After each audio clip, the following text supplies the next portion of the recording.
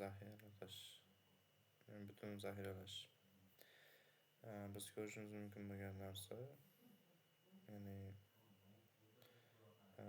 aytadigan bo'lsak, topshiriqlar, ma'lumotlar bularni hammasini zaxiralash kerak. Endi buni belgilaymizda. Undan keyin compress to deganni ezamiz, zip fayl.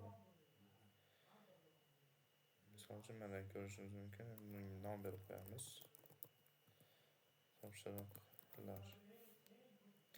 Ya'ni biz ko'ryapmizki, bu yerda ham topshiriqlar turibdi va ularni zaxiralayapmiz, ya'ni nusxalayapmiz. Ya'ni ichida ko'rishingiz mumkin, ya'ni alohida zip fayllar saqlash va hokazo. Xo'p, biz ko'rishimiz mumkin yana bir narsa bor, ya'ni Notepad orqali ishlash, ya'ni bloknot.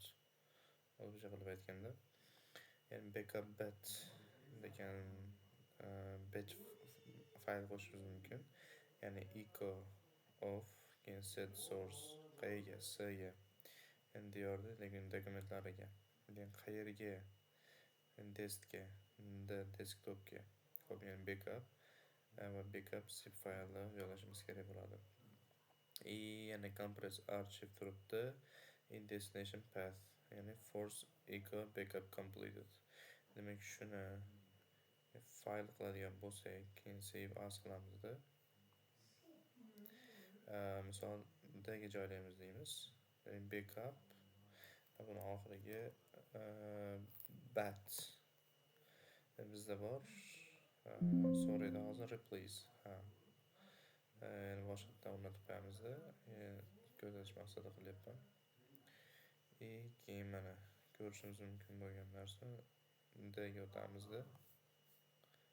Backup turibdi. Demak, biz qachonki fayllarda yoki ma'lumotlar nusxalash yoki zaxiraga olish kerak bo'lsa, demak shundan ishlatib foydalanishimiz mumkin bo'ladi.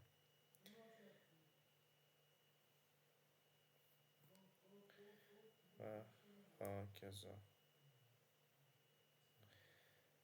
Shu bilan tugadi.